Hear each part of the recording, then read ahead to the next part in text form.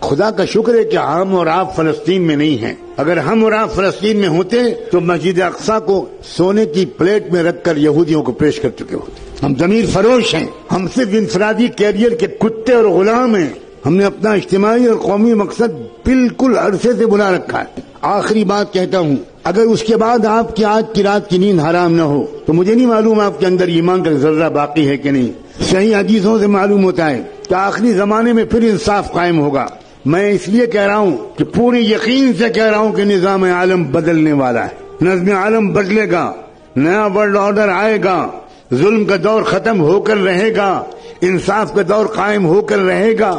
مگر یہ سن کر آپ سوچیں گے واہ واہ واہ واہ واہ واہ واہ، یہ آخری بات تو حضرت نے کہی، بس یہ یاد رکھنے کی ہے، باقی تو اور لوگ یاد رکھیں گے. جب انصاف کا نظام قائم ہوگا تو ہمیں کیا فکر کرنے کی ضرورت ہے. اب سنیے آگے، امام مہدی کے جس جماعت کے ذریعے سے دنیا بھر میں ایک نیا ورلڈ آرڈر آئے گا، امام مہدی کے ساتھ صرف 12,000 مسلمانوں. سن رہے ہیں آپ؟ 1 ارب مسلمانوں میں سے 12,000 اللہ تعالیٰ چھانٹے گا. اس کا مطلب یہ ہوا کہ 12,000 کو مائنس کر دیجئے، باقی لوگ اللہ کے نزدیک مسلمان ہی نہیں.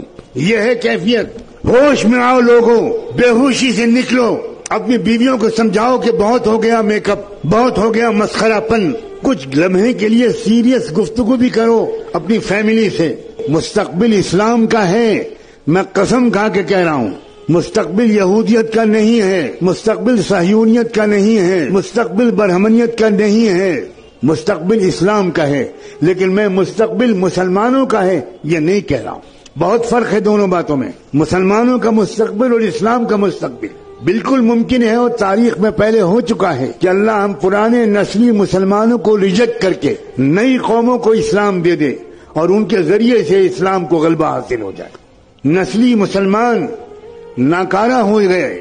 اللہ نے قرآن میں صاف کہا ہے وَإِن تَتَوَلَّوْا يَسْتَبْدِلْ قَوْمًا غَيْرَكُمْ ثُمَّ لَا يَكُونُوا أَمْثَالَكُمْ. اگر تم ناقدری کرو گے اسلام کی تو اللہ تمہیں بدل دے گا، تمہیں ریجیکٹ کر دے گا اور ایک نئی قوم لے آئے گا اور وہ تمہاری طرح نکمی نہیں ہوگی. اور ہم دیکھ رہے ہیں ایک طرف مسلمانوں کے مرتد ہونے کا سلسلہ چل رہا ہے. آپ کی لڑکیاں مرتد ہو رہی ہیں. آپ نے جن لڑکیوں کو کالجوں میں بھیجا، ان کو موبائل دیا، ان کی تربیت نہیں کی، ان کے ساتھ نہیں بیٹھے، ان کو اسلام نہیں سمجھایا، ان کو قرآن نہیں سمجھایا، وہ لڑکیاں کیا کر رہی ہیں مجھے بتانے کی کوئی ضرورت نہیں.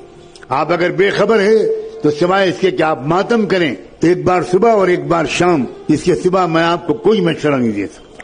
اور ایک طرف کیا ہو رہا ہے، روزانہ کم سے کم 50 یا 100 غیر مسلم اسلام قبول کر رہے ہیں. مسلمان ریجیکٹ کیے گئے ہیں. اللہ تعالیٰ جاؤ تم جاؤ مندروں میں گھنٹہ بجاؤ اور آؤ تم آؤ. اس غزہ کے واقعے نے ایک عجیب طرح کی فتح دی ہے. وہاں تو جنگی فتح تو ہو ہی رہی ہے، وہ قوم پوری کے پوری شہید ہونے کے لیے تیار ہے. سلام بھیجتا ہوں میں ان نوجوانوں پر، کیسا ہے ان کا ایمان و یقین.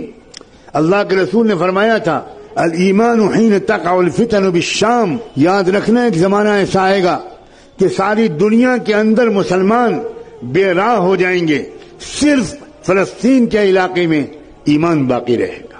یہ حضور کی صحیح حدیث ہے. آج ہم اپنی آنکھوں سے دیکھ رہے ہیں کیا ایمان ہے وہاں. دنیا میں لوگ روزانہ بڑے بڑے فاضل امریکن یورپین لوگ، سائنسداں، فلمی اداکار، میوزیشنز، اسپورٹس مین، لڑکیاں اور عورتیں، وہ صرف اس لیے اسلام لا رہی ہیں. وہ کہہ رہے ہیں کہ یا اللہ کس چیز سے یہ لوگ بنائے گئے ہیں.